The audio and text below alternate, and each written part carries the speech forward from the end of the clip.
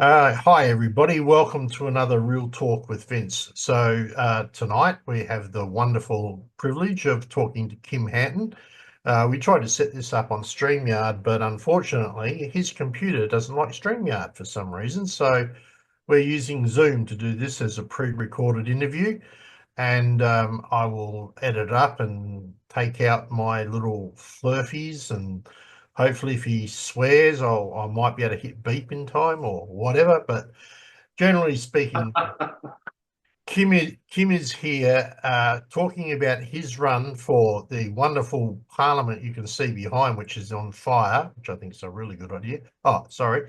Um, but he's having a go at running for Spence here in South Australia. Most people would be aware of Kym. If you haven't caught up on Kym's history, you can go back and look on this channel and you will find there an interview we did with Kym, where he's got a wonderful little picture in the back of the three little pigs, and there's a story behind that. So now you have to go back and watch it and find out what the story is behind that. But generally speaking, Kym is running for Parliament, so he's in the middle of campaigning right now for Spence as a independent. And I do mean an independent as in a true independent, not someone who's attached to something like Climate 200 with millions of dollars behind them, but a person who's out there spending his own money with his own volunteers out there trying to make a difference for the area of Spence. So, Kym, we've had a look at your website, which is kymhanton.com.au, and you've got quite a few policies up there. Is that because you've got a whole heap of ideas for Spence that you want to implement? Yeah, thanks for having me on yet again, Vince. I appreciate it. And yeah, I do have a ton of policies. In fact, I think I have a lot more policies than most other candidates and most other parties. There are a number of issues, some of which I've been driven towards due to the campaigning, such as the child protection policies that I've uploaded. Also, during campaigning, I've spoken to a number of people in the medical professions and also people involved as being patients within the medical system.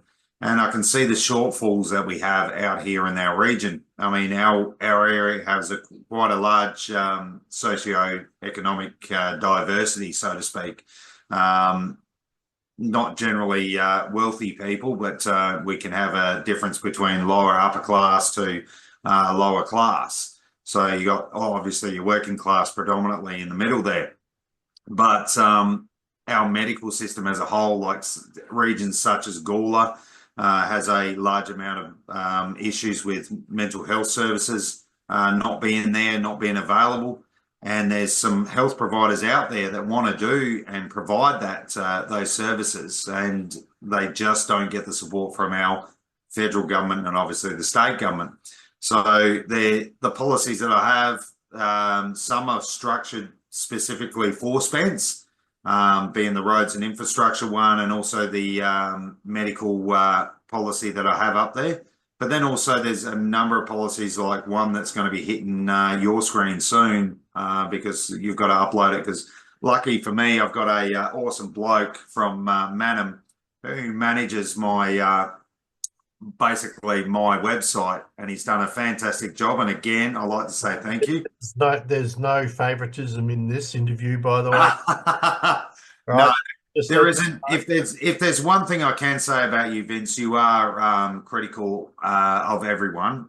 Should you not agree with what I'm doing or anything, but I don't. I certainly don't feel any favoritism when I come on here and get grilled at times. And same with Carl and anybody else that interviews me. I encourage people to hit me with anything and everything. I don't like what's the word for it? I don't like being pandered to, because if I'm going to get into Parliament, I'm certainly not going to get looked after in there as an independent, and I'm going to have to fight tooth and nail for my region, being Spence, and it's going to be hard work, and I'm up for the challenge. But the policy that I've been working on today is about taking away those residual payments and taking away certain perks and benefits that our politicians and our executives on the high end received within our federal parliament. Haven't even looked at the state parliament issues, but this is because I'm running for a federal seat. I would like to see a freeze to their pay, so that they actually earn that so-called pay rise that they no doubt believe that they might be entitled to. And me as well, should I get in. I don't believe that they do. I think they get paid more than enough, and I think they get far too many perks. I think even the Governor General gets far too many perks, considering how much money she gets paid per month, especially considering she is somebody I believe does not love this country. So we have a lot of politicians, a lot of executives within our parliamentary system that I think are on the gravy train, so to speak. And Vince, your video's just gone off. Yeah, that's right. Just had to catch something. So doesn't matter. Sorted. Speaking of the various policies and stuff that you're putting together, is there anything there that's related to aged care? Nobody seems to be talking about aged care. Well, like I said, I've got a lot of policies there. No, aged care is not one that I've managed to put together yet. As you can imagine, as an independent, I'm running, not only getting policies together, putting them up, proofreading them, getting others to proofread them. Like the medical policy, I've sent that to a number of doctors to add and implement. But the whole purpose of that policy is to provide care across the board to everybody. Aged care is definitely something that needs to be looked at. It certainly is within that health policy. There is talking about palliative care and things like that, which is generally for the elderly, so they don't end up in nursing homes. They get to get the support at home, as opposed to being sent basically to a nursing home, unfortunately, to pass away. Because the reality is when you end up in a nursing home, it's generally getting close to your end of time in some cases, and you would rather be around people that like your family and things like that, as opposed to being stuck in a nursing home. In my personal opinion, I certainly don't want to ever end up in a nursing home. And I know my mother, being that she's 91 and still living independently, I don't ever want her to end up in a facility like that either. So I wouldn't let you end up there either, Vince. I know you're getting a bit old, so. Oi, watch it. Yeah. Along with all the bits and pieces that you've been doing, Kym, obviously you find that you've got people out there that you're trying to meet. And while Spence is not as large as somewhere like Barker, which is where you ran last time. Oh my God, yeah, no, there's no comparison whatsoever in regards to Barker, Grey, some of these electorates that have large distances between towns. It is very hard. But even still, with the density of Spence, it's still a large region. Especially trying to meet the large number of people in the area. But yeah, you're right, Barker. Oh my God, that was an effort. That was a lesson, yes. I learned a lot from that election process. And when I was running for Australian Federation Party at the time, I felt that I got more support from my opposition than I did from basically from the party itself. So it really was. I was running like an independent anyway. So I learned a great deal from that experience, like running for that seat. I do like the fact that Tony Passon seems to be liking some of my posts on social media, which I find interesting. But thanks for the support, Tony. And I have to say that after our last run, I've said this before, it seems that Tony Passon, a member for the Liberal Party, has actually changed the way that he represents his community, and he's more involved now, which is great to see. And I hope he keeps it up. Yeah, I would have to say that surprisingly enough, I did see that change in this last 3 years as well. And if Tony would like to come on real talk with Vince, I'm more than happy to have him on and have a chat with him. If he's game enough to come on, I would be as fair with him as I would with anybody else. Now, next question. Obviously, we've only got about a week and a half to go before you guys are all silenced. It's just gone by so quick. Do you have the support that you need at the polling booths and scrutineering? No. The simple answer to that question is no. We need a lot more volunteers. I do have some volunteers. There's been a few hiccups, obviously, with the campaigning, etc. Where I can only be in so many places at one time. But the great thing about this whole getting out there and meeting people is the amount of people that I've actually gotten support from, and there are some absolute guns in my corner, and you know, the people out there doing the letterbox drops, the people out there manning those polling booths. I mean, I've got one lady, Steph, who I've met through campaigning. She's manning Salisbury, like literally by herself almost. So I'd like to get some more support out for her. I've got like Sarah, whose letterbox dropped pretty much all of Elizabeth East. You know, there are most of the supporters that I've got though are ladies, and it's like I've got a couple of blokes helping, but it's absolutely surprising how many blokes aren't stepping up and aren't helping. And I get it, most of us work. I work as well. I'm like trying to get my gardening and maintenance business off the ground as well as working a full-time job. So it is hectic and it is hard work, but at the end of the day, it's you got to keep your eye on the prize and why you're doing it. And put it simply, the house that's sitting behind me is riddled with termites, in my opinion, and they're eating the wood. And we need to get in there with some spray and stop them, because the one thing that I keep pushing onto people and keep trying to explain, but people still vote for these major parties, and this is across the board. I think all the parties, there is a problem with all of them, in my opinion, including One Nation.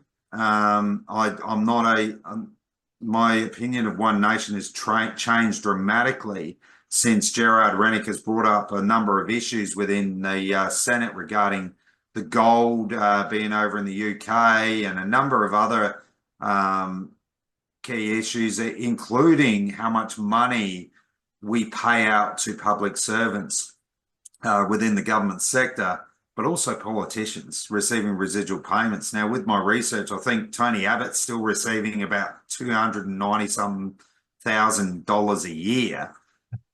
Julia Gillard will be receiving that, and I think like any prime minister that has served this country is entitled to support and offices and things like that. It's ridiculous. Like they as the prime minister, they're going to be able to walk into some kind of role. I mean, even Kevin Rudd, for crying out loud, the Milky Bar kid, is getting, you know, he's still getting those benefits. So we really, if the country is struggling, which it is, and everyday people are struggling, then our money should be going into improving this country's infrastructure and encouraging our farming, encouraging our manufacturing and our industry, as opposed to fattening up the pockets of people who have already been well paid in their previous positions. So, yeah, I got sidetracked massively. Yes, I do need. We do need a lot more help, and anybody that wants to get in touch, please feel free to reach out. You can contact me through the website, but personally, I would prefer you reach out via social media if you have it, and then I'll try and get back to you. I've got a ton of emails I've got to look at after we finish this interview and try and respond to some of them, because I think some of them are about 6 or 7 days late, like, you know, over. And I'd certainly like to try and respond to everybody with legitimate questions, not ridiculous ones. Righto. So,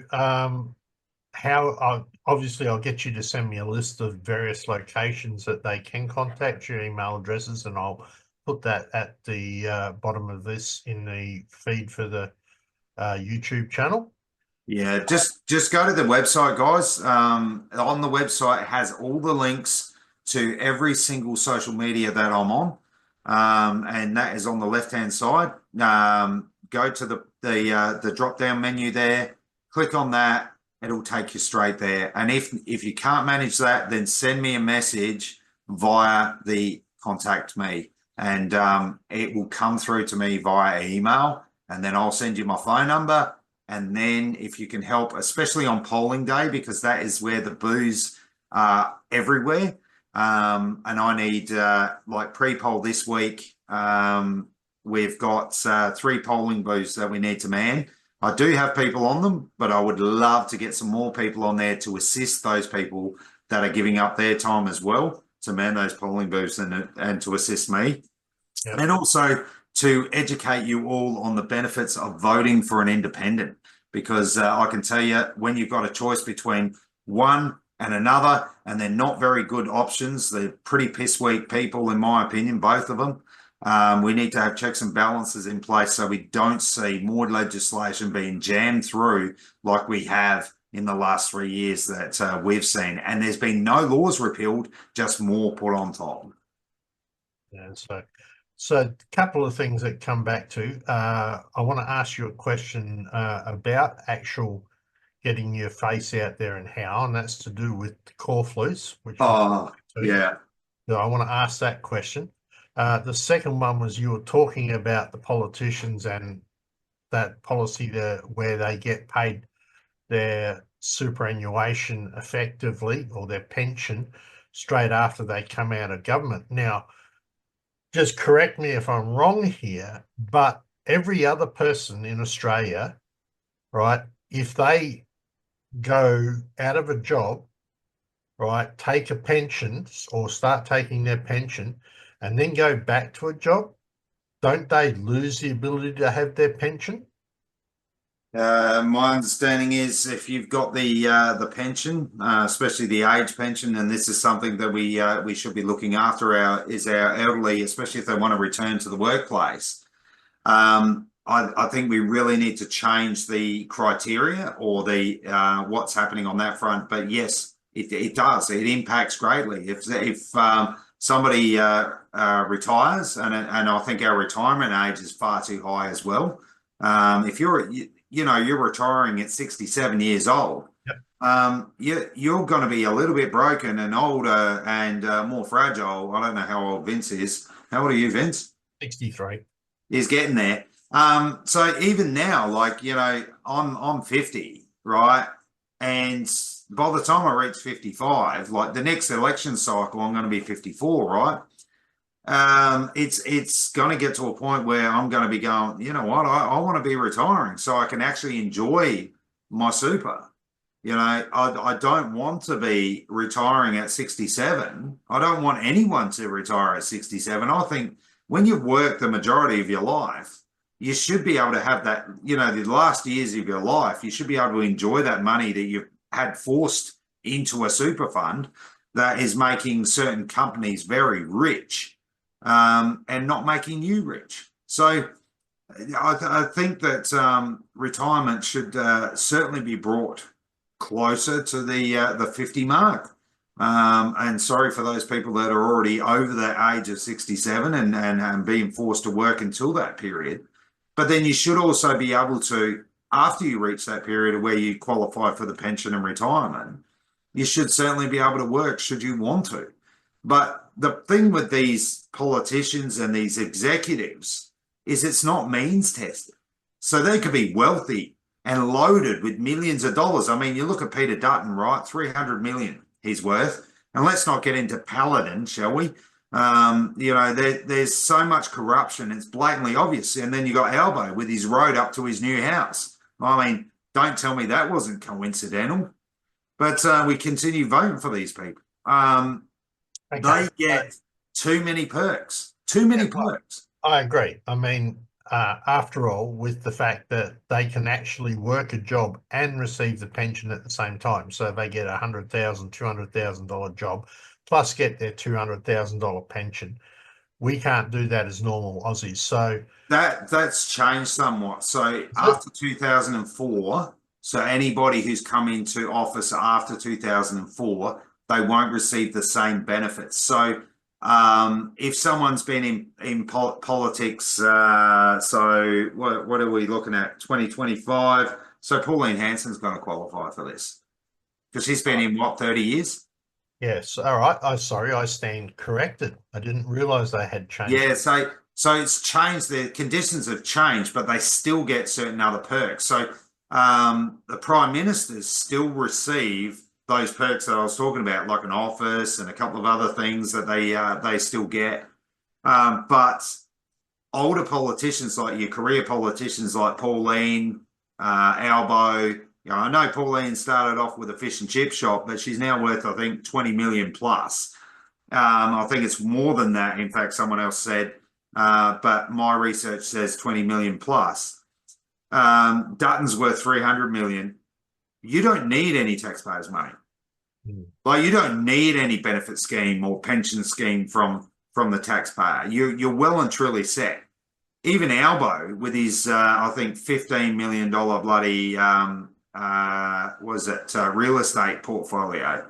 Like, the only politician or only leader of a political party I couldn't establish his exact worth was Adam Bant. But if you go to certain websites, you can see what interests they have in certain companies and corporations or shares, etc. So all I can say to anybody listening to this is do your research. Go and have a dig. If you really want to know how much these politicians are literally reaping in the benefits and really doing it hard, and that was sarcasm for those that didn't pick up on it, go and have a deep dive into, pick your favourite politician to hate, because there's plenty of them out there, and do a deep dive into what they're worth, what they're actually worth, because I just did a brief search on the leaders of the political system, and I can tell you what I'm seeing doesn't add up considering what they're going to receive when they come out of office. So anyone after 2004, so I won't be receiving the same benefits as some of the politicians that come pre-2004. So, and I don't want any. I don't want any benefits. I want to get in there, change things for the better. I want to repeal laws, add new legislation going forward, and make sure that no politician after I get in, is going to receive any residual payments of any kind, either past, present, or future, from the taxpayer. Do your time, earn your keep, and then when you leave, you get the same benefits as every other Australian. That's the way it should be, and that's what we should be expecting of our politicians, especially the caliber of politician that is on offer. I mean, Spence has really got not much to offer. Except for me, of course. Oh, yeah, I was going to say, hang on. Yeah, but mate, when I look at the ballot paper and I see me as the best candidate, right? I don't actually see anybody else that is as passionate about their region. You know what I mean? And Yeah. that's something that even when I was running for Barker, I would have been more inclined to support someone like you or Matty. Why? Because you guys actually had a vested interest in the area because, you were very much living there. I was running because I spent a lot of time up there and I used to live in Sandy Creek, which is right on the edge of Barker. And that's why I was running up there because the party wanted to put someone like bums on seats, so to speak. And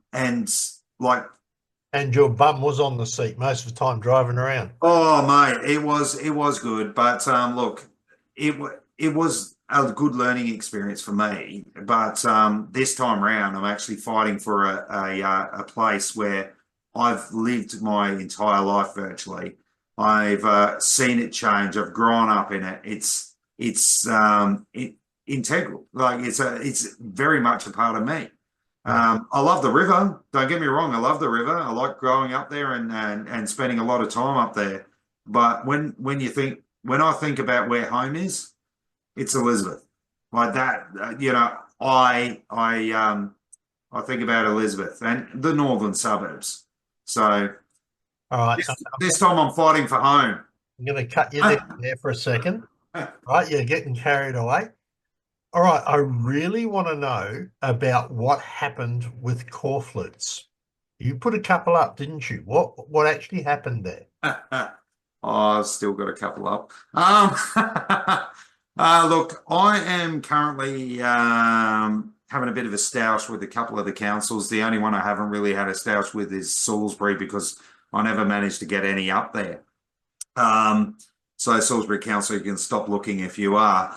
The only ones that I'm going to get up there at any point will be near polling booths. So the problem that we have with the state government legislation that's been changed regarding corflutes, and everyone likes to say, oh, they're illegal. Yeah, well, the law is unconstitutional, in my opinion, because everywhere else in the country.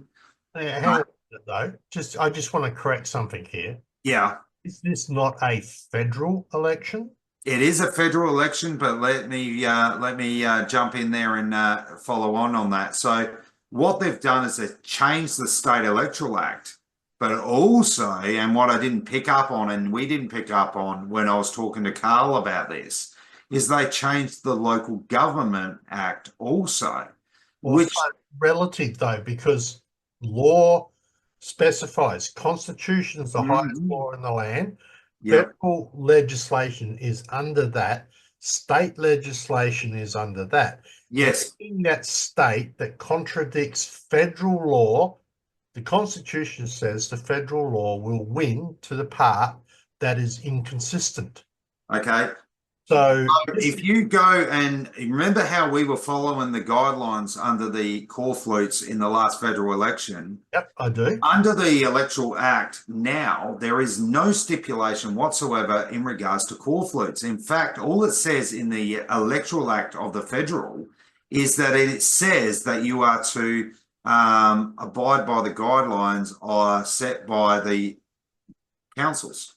So councils will give you guidance as to where you are allowed and what you are allowed to do with corflutes. So what they've done is they've changed the Local Government Act so that you are not allowed to put your corflutes on the privately owned light poles, which are owned by the SA Power Networks.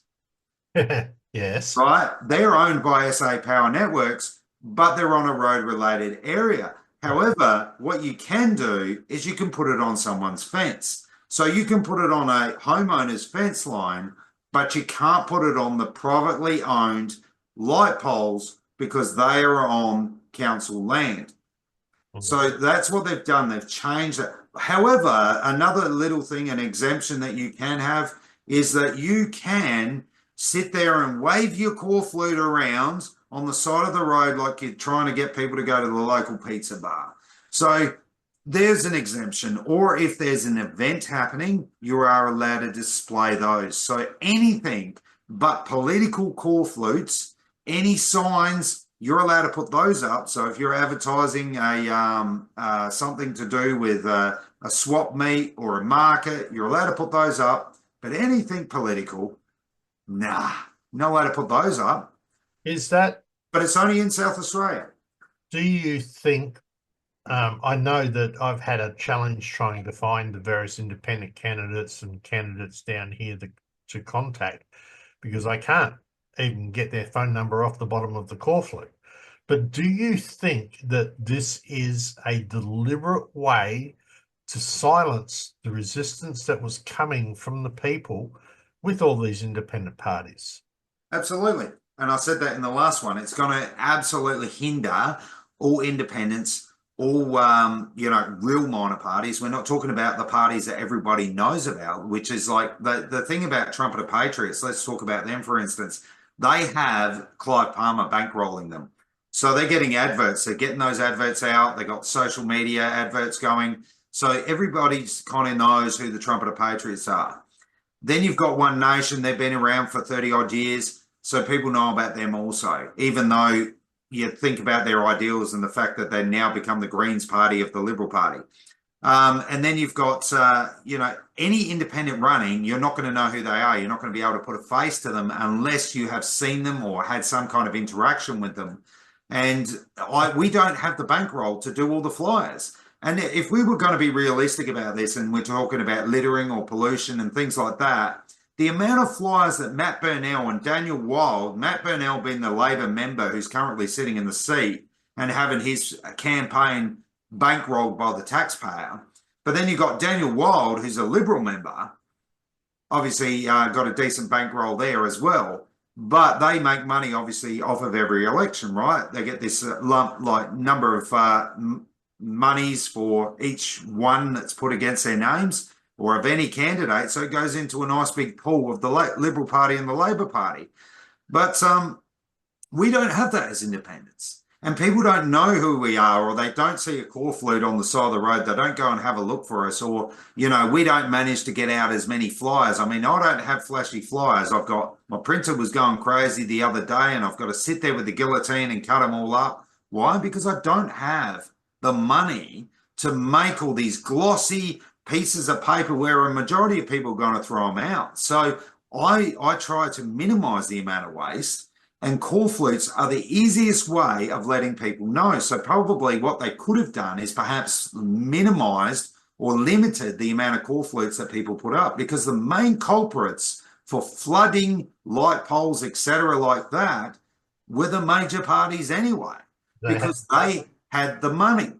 So people like me, I might, if I'm lucky, 60 corflutes cost me $2,000 to sticker up this year. So I used all my old corflutes, put a new sticker over the top of them so that it shows me as an independent. That's what I did. And everybody reuses their corflutes. They try not to waste them because they're not cheap. Oh. So the idea that, and here's a fun fact for everybody. We were doing a bit of a research into this because obviously I'm looking at trying to fight this legislation. I think that it's garbage and it's wrong. But this legislation was put forward by Spears, right? The bad-habited Liberal leader that has been replaced here in South Australia. So he put it forward, and the Labor government was blocking it. They wouldn't let it through. I think it got put up about 10 times, and then Labor let it through. So then they supported it. So what does that tell you? Like, what were they waiting for all the changes to be made to the Local Government Acts and things like that?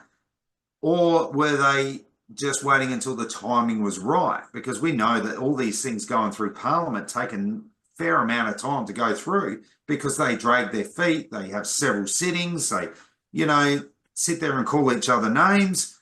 So these things all take time. But if you look at the Hansard and you look at the history of this legislation that's been passed, there is a long list of blocking and then not. Then it was pushed through.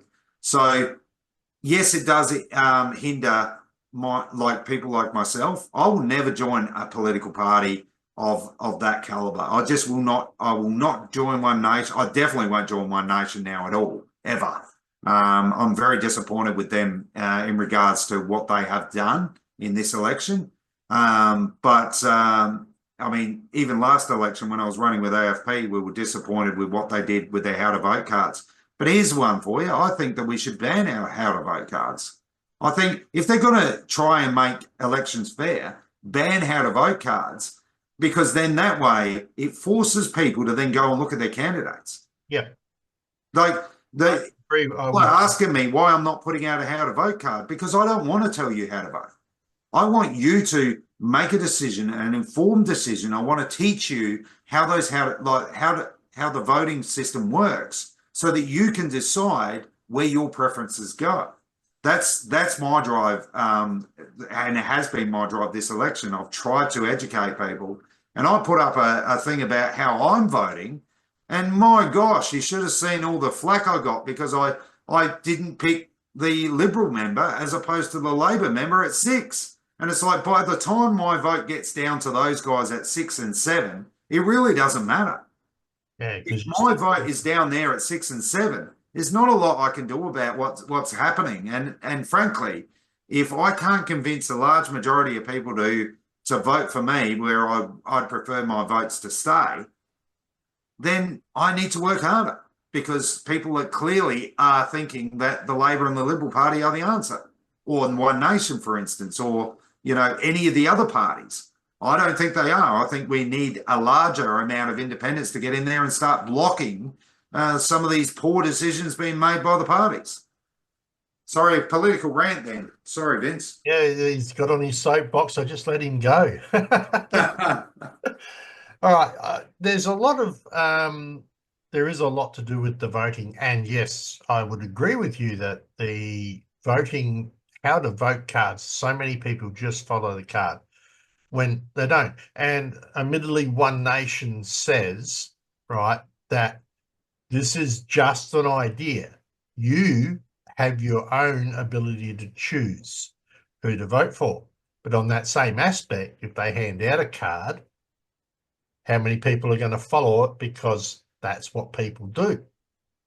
So, That's the thing that I actually found surprising, mate, is a lot of the parties, even like Family First, right? Not People First, that's Rennick's crew, but Family First have me listed at 5. Like I'm an independent. I'm all about my community, and you've got me at 5. Like, you know what? You got the Animal Justice Party, who we know like their policies, etc., aren't that great. And then you've got someone like me, and yeah, I might be rough around the edges, right? But you look at my policies, there's actually substance to those policies. You know what I mean? And then you go and look at some of their policies, there's like a paragraph. There's nothing there. There's no substance. And then you've got people voting for that. It's like demand better of your candidates. Demand better candidates and take away the how to vote cards and think for yourselves. Figure out who you want to put at 1. Absolutely. Preferably me or an independent like me, because what that will do is it will shake up the absolute political structure, but then go down the line and figure out who's better for the community. Stop thinking about Albo and Dutton. Leave that for the people within their electorates to decide whether or not they want to keep them on board. well, you are voting for the person for your electorate to stand up for you there. So that's a valid point. I'm going to ask you another question. How much crap have you got from people? Not enough. Look, I don't think I've copped enough crap, because the reality is if people aren't giving me shit, I'm not, there's my first semi bad word. If people aren't giving me flack, then I'm not making enough noise. I don't think that I've made enough noise. I think I need to make a lot more noise, and I've been trying to figure out how I can make more noise, because even ringing up 5AA and saying to the people there, going, you know, you guys are only ever talking about this, this, and this. If one of your presenters wants to give me a call, here's my number. Give me a call. I'm happy to talk to you. But no one in the media talks about anything but the major parties. No one in the media is going to give me that exposure. Although the lucky thing that I have is I know of some good, freedom related media that allows me to get that platform, but not enough flack. I would love more. So, So come on, give me some. So are you telling me then that you haven't been approached by any of the local papers in your area or the advertiser or any of No, the guys? no one but the Bunyip. So we have a local paper here in the northern suburbs, Bunyip, and I was pleasantly surprised. In fact, we've got I'm actually working on an article at the moment that they want prior to the election, and I'm currently answering those questions at the moment. And they were asking questions such as, you know, where are you living in the electorate and things like that, because we've got a few issues with some of our candidates, but That's okay.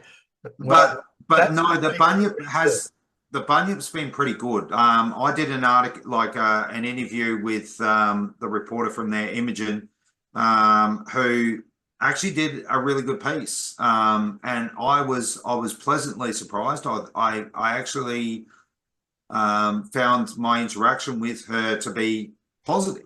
And I think she was a little bit surprised, to be honest. But it was a good piece, because it explained what I was trying to do and what I'd like to see happen within our community. because I think that Spence has been forgotten in a lot of ways. No doubt, no different to Barker in some cases. Their roads are crap, and they don't do a lot of things to rectify it, and we're losing a lot of manufacturing and industry. And with you guys, you've got a big farming industry, and that is being suffocated, and we need to reinvigorate that. But when you get a seat that's held for too long by a certain party, then it becomes problematic. Whereas the reality is, if voters actually took it seriously with the voting process, then we would have more chance of getting better candidates and also better services out here. Okay, so next question. There's a lot of freedom fighters that are out there, or freedom people who understand where the government's at, etc., and so on. And most of these people, I shouldn't say most, a lot of people have made the decision this year not to vote because they don't want to vote for a corporate government. Now, that's an understandable event, but is that an issue? Does that weaken the independent's chance of getting in? Yep, because those people that are choosing not to vote are probably the people that are going to get us over the line. So if you are one of these people, stop listening to Wayne Glue, or like people like him are, in my opinion, are part of the problem. The reality is if you don't vote, stop your whinging, stop your bitching, stop your moaning. If you're not going to vote properly or not going to vote at all, then really you give up your right to complain. And I don't ever want to hear anybody who doesn't vote or doesn't vote properly come up to me and whinge about what the government is doing. The reality, you've got to, at once every 3 years, we have a chance to shake up the federal government. And you will only have that chance if you have somebody who's willing to fight for the regions. And if you're not running for government, who's going to change it? And if you're not voting for those people in government because you think that they're illegitimate, well, too bad, they're going to rule you. They're still going to make laws. They're still going to do everything to impact on you. So at least try and change the course or change the effect that's happening. If you're going to be one of these people that go, I'm not going to go vote, I'm going to protest, well, you're kind of just shooting yourself in the foot. You are not helping yourself, and you're not helping the country or the direction of the country, because people like me need you to step up. And you know what? We need you to try to get us in there so that we can correct the problems with our political system. We know it's dodgy. We know it's corrupt. I just brought up the fact that most of our politicians are worth more than what they should be. Well, I already brought up a dodgy company called Paladin.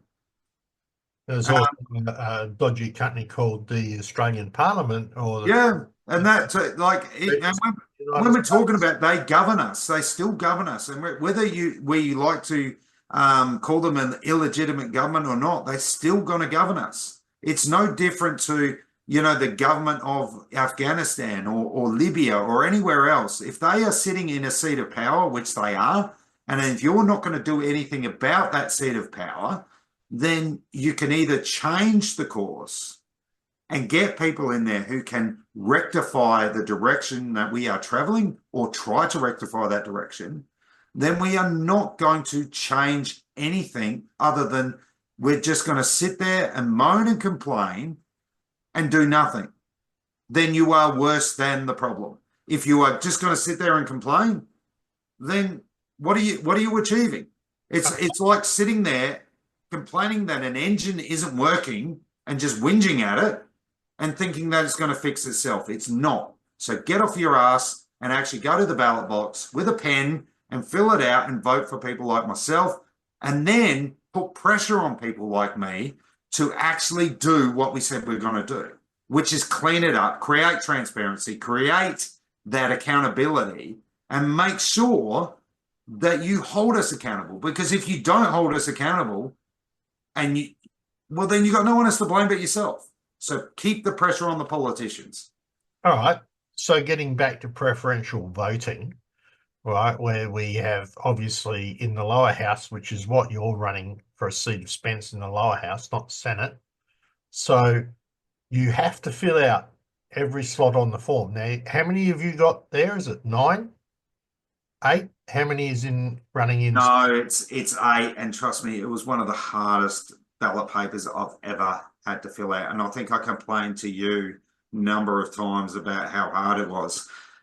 It took me almost a week and a half to figure out who I was putting at 6 and 7. But like I knew who I was putting at 1, right? It's me, Yeah, right? So that part was easy. I knew who I was putting at 8, and not because the Greens candidate is anything bad or anything like that. It's just because it's Greens. Like Luke Skinner is a young lad. He's passionate.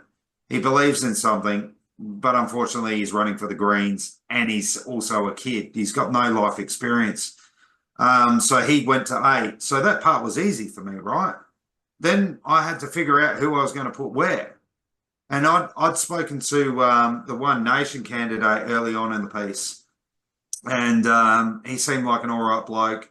And we had a conversation at the JMC, and at that conversation, we were talking about how we're going to put out our how to vote cards. And he said, "Oh yeah, well I'd put you at 2, and if you'd put me at 2." And I'm like, "I don't think you can make that decision." So I was thinking about that, and then obviously Trumpeter Patriots, and then you got Family First, and then Animal Justice Party, and then you got Labor and Liberal, right? So we got 8. So it was a little bit hard for me, especially after, you saw what One Nation did, put me at 5, and unfortunately Darryl Booth didn't have the courtesy to give me a call and say, well, headquarters made this decision. I had to find out for myself. But Trumpeter Patriots put me at 2 up there on their how to vote card. All right. So for me, it was pretty easy to then put Trumpeter Patriots at 2. And then I didn't want to put Darryl Booth at 3, only because I didn't like the fact that he was slightly dishonest, in my opinion. But then I go, well, what do I do? I can't put anyone else at 3. So he was the next best candidate to put at 3. And then I'm like, well, who do I put at 4? Then you got the Animal Justice Party. Like, what do I do with them? So it literally was, it took me that long to figure out what I was going to do with the structure of my how I was going to vote, that I don't know how people are sitting there at the ballot paper, like ballot box going, oh yeah, this is easy, because it ain't. it is. You follow the card. But we shouldn't. That's the thing. And I don't think that I should have to vote for Labor and Liberal, right? Or the Greens for that matter. That is actually where I was trying to head. Yeah, so I think that the preferential voting system within the House of Representatives should be changed a bit like what it is with the Senate ballot paper, where you can put 12 below the line, and if it doesn't go to anybody that's still running, it kind of peters out, right? And I think that when you go for the House of Reps, it would have been easier for me to fill out 1 or 2 people on that House of Reps card, but to fill out all 8, that was so hard to decide where I was going to put that middle ground. Not the back end of it. That was easy. Not the number 1. That was easy too, because I think I'm the best candidate. But filling out the 2, 3, 4, and 5 was hell. I didn't know what to do. It took me weeks. Like a week and a bit. Interesting. But I think we should lower that, and we shouldn't have to fill out all of them. I think maybe we should have 4 choices if we got 8 candidates, or at least half of it, so that way we're not forced to vote for parties we just don't like. And I do not like most of the parties. Well, see, it's all about getting 50 plus 1. Yes. So that's why the preference goes all the way down, and you have to choose a party all the way down. Most of us don't want to choose some of those parties, but really, are we choosing? We get we're being forced. What they're in. We're being forced. Got to do one of them. Yeah. All right. So we've been going for nearly 51 minutes because Kym's on fire tonight. I could keep going for hours, mate.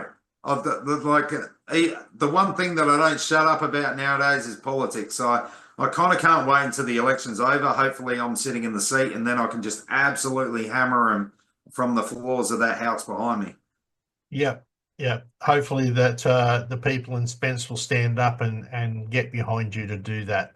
Well, I don't know if that's going to happen because I've seen a lot of people go in there and straight up want to vote Labor and Liberal. And it's like, what are you look? Have you not looked at the country? Have you not seen what's happening?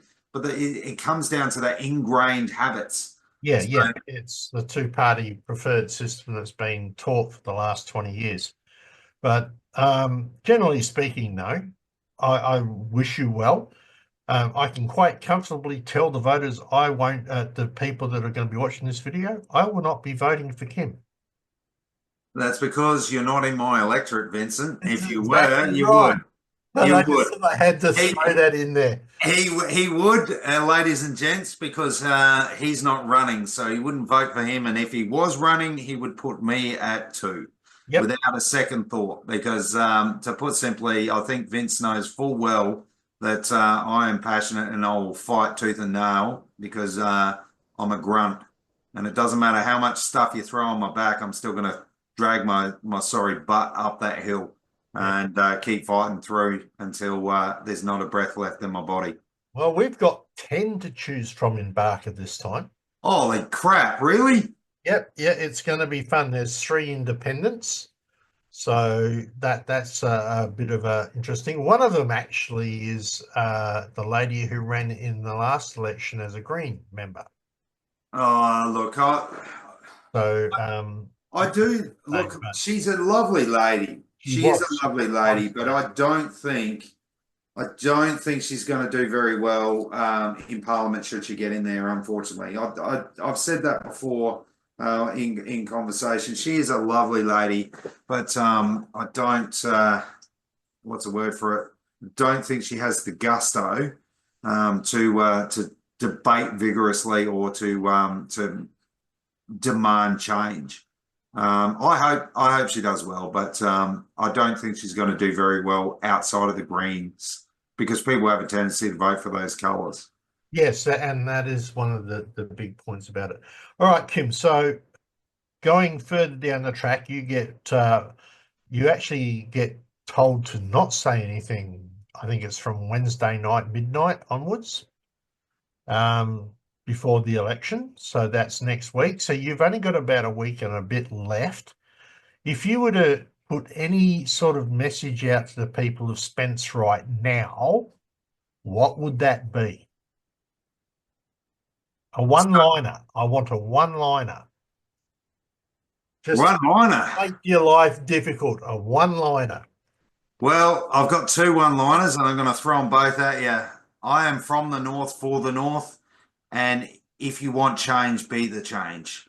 We really do need to force these parties to put forward better candidates, better representatives, because as far as I'm concerned, they're weak, they're spineless, and they lack the conviction to fight for this country. And we need more people in Parliament that are patriotic, love this country, and want to see our country do better and prosper. And not for us, for this. I'm getting old now, and we're probably going to peter off into the realms of the dead at some stage. But our children are going to inherit this land.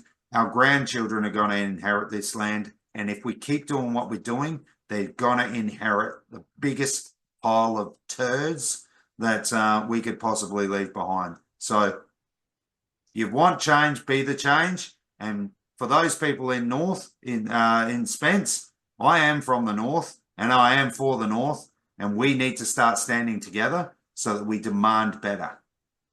Excellent.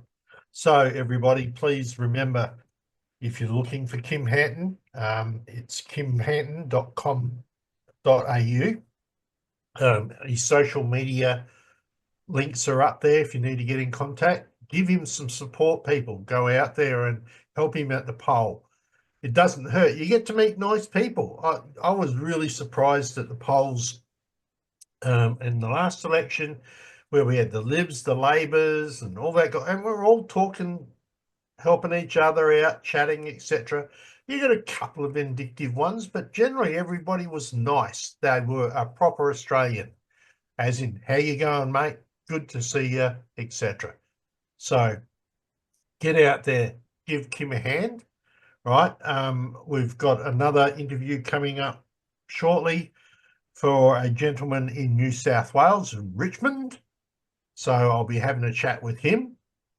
And he's fairly hot on to climate and the so-called climate change, which I just heard that UK are currently talking about dimming the sun. I mean, there's no sun in the UK anyway.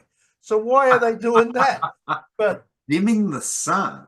dimming the sun, they've passed the legislation. They're doing experiments on it now, or they're looking to do trials on it very shortly. And you have to ask the question, though, What the hell are they going to do? Like, how is that even viable, and how much money they're planning on wasting on that? Maybe they need to work on their economy and their infrastructure, because from what I hear, the country is really bursting at the seams. yeah, indeed. But apparently that's there. And Oh, while you're at it, England, give us that gold back. yeah, while we still can. But anyway, so guys, get out there, give a vote. You choose who you vote. I'm not going to tell you who to vote for. I will vote one for Kym Hanton and Spence. Right. So if those of you who are in Spence, you've got some choices to make, right? Make the right ones. That's all I can say. As I said, I'm trying to be totally fair. I do know Kym, and I don't know the other people, so I can't make a judgment call for myself. But effectively, excuse me, my throat's gone a bit itchy. That's why I've been off and on camera a bit. But guys, get out there. It's important in the election that you do place your vote, and please make sure in the lower house you do fill out all of the actual boxes. I know that in the last election, both Kym, myself, and Maddie, we lost a lot of votes from people who went in and went 1, 2, and 3, and that was it out of 9 people. So all of those votes went, oh, look, donkey, boom, in the bin. So please make sure you do vote properly. If you're planning to vote, vote properly. And as someone said, don't draw a dick on the paper, because that might be who you get into Parliament. Well, that's who you will get in the Parliament, because the reality is if you don't start pushing for independence, and namely me, you won't. You're not going to get anything of quality when you don't actually take an effort to make there be quality. And let me put this one out there as well. For those people that are voting and you're looking at your ballot paper going, what the hell am I voting for? This is all garbage. Come next federal election, consider running yourself. Or getting someone else to run, and not with one of the majors, because they're all controlled. They have no minds of their own when it comes to what they can do and can't do. They've got to toe lines. Get independents to run. Encourage people, get behind them, support them. And especially if you've got an independent in your electorate running, get up there and support that person, because I can tell you they're doing it hard.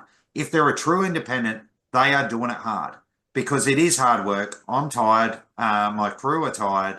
And we could do with as much help as we can get. And trust me, when I'm looking at my policies and I'm looking at what everyone else is putting out, I've gone above and beyond regarding my policies. They're far more in depth, and you need to look at that as well. Make sure that they are putting something of quality out. I have one more question. Just bugger me. I thought we were done. Yeah, almost. But I have to ask, finances. Yes. Have you been receiving any sort of donations? Yes, I have. I have received, I think, $250. Yippee. 200. Do you know what though? To those people that have donated that money, and there was about 4, including one of the people that has been handing out my flyers. But it's not just that. I also received some paper, like some paper as well, some printing paper, from an absolutely awesome man. I'll tell you what, it's very humbling. It is humbling for those people that are actually giving those donations to assist me, including the paper, for crying out loud, 2 lots of paper. So I received 1,000 sheets of A4 paper from a gentleman. And I'll tell you what, when he gave those to me, I couldn't believe it. Like, I was absolutely, like, that touched me, if that makes sense. He's not even in my electorate, for crying out loud. And he said, are you buying this paper for the politics? And I said, yeah. And then he goes along and he pulls out these 2 lots of paper and gives them to me and says, please take these to help you. So, mate, if I'm not going to mention your name, but you know who you are. And if you watch this, I've got to say that that was awesome. And then I've had, obviously, there was some money given to me by one of my helpers. And I tell you what, I don't want to take it. Like, I didn't want to take it. She like comes out and gives it to me. Yeah. And I know that they can do with the money, and I didn't want to take it. So no, I've not received a lot of donations. I did put a GoFundMe up, but I haven't pushed it too hard. And it's disappointing the support that you receive. But those people that have dug deep and they have supported, the appreciation is like unbelievable. Like, I cannot state how grateful I am for those people that are helping. And it's to those people that you just go, this is why you do it. You know what I mean? This is why you don't go getting some sleep, why you are walking the streets with the same people that are doing the same thing for you. So there are some awesome people in this corner, and that's how much money I've received, mate. $250. Okay, so donation of time is better than donation of money in this situation. Absolutely. Absolutely. I don't need any further financial assistance. I've pretty much drained my bank account. And I've also obviously utilised those donations that have been provided. Right. Now, before you get carried away, because I do need to wind this up. Because I need you to do that as well. He's busting to go to the loo. No, I've got other stuff I need to do, Vince. Yeah. Okay. I brought that up because when you go and look at a lot of the other independents, which you're fortunate enough you don't have any Climate 200 independents, but I went through the page the other day on Kale's show, and it was like $2.5 million worth of matched donations. Yeah. You know what I could do with that money? Yeah, you and me both. I would run not only my campaign, but I reckon I could run everyone else's that's running as an independent in the state. Like, that's ridiculous. Someone complained sorry, just going to jump in there. Someone complained the other day about potentially as an independent receiving $20,000. Like, I mean, Labor and Liberal, with the new legislation that they've pushed through with the Federal Electoral Act, is going to receive $40 million. The campaign I could run with a $40 million budget, it would be phenomenal. There would be all kinds of fancy shit happening. But they were complaining about $20,000. If I had $20,000 to run this campaign, oh my, would I be blowing stuff out of the water? I'm running like, less than that by far, but it's still been I think I've spent about six grand on this one. Last one that I ran, I was up around the $8,000 mark, but that was mainly driving and accommodation. So this time around, it's more petrol and ink and all that sort of stuff. So it's not cheap. No, not at all. So just full disclosure for everybody watching, one of the other donations he's got is his website. I donated that. Just so everybody understands, and they can't come back. Right? I forgot about that awesome dude up in on here. Shut up, just go away. Right.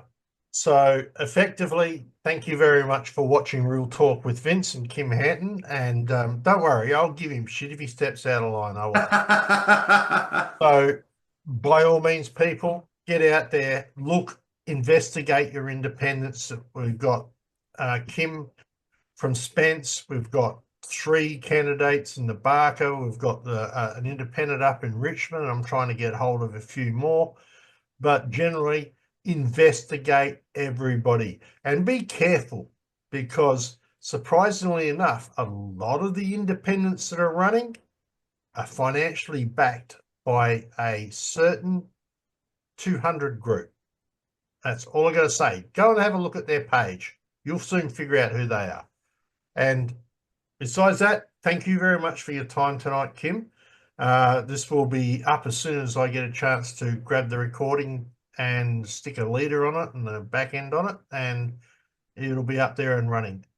No Please, worries, mate. guys, share this out. If you're in Spence, get this out. I don't know, email the links to your friends in Spence, but just get it out. So, Kym, best of luck, mate. I will probably speak to you now and then, between now and then. And well, yeah, probably me complaining, because that's what I do the best. But thank you very much for your time, and thanks to your viewers for listening. All right. Thank you all. So from Real Talk with Vince, I will catch you all later, and my next episode will be interesting.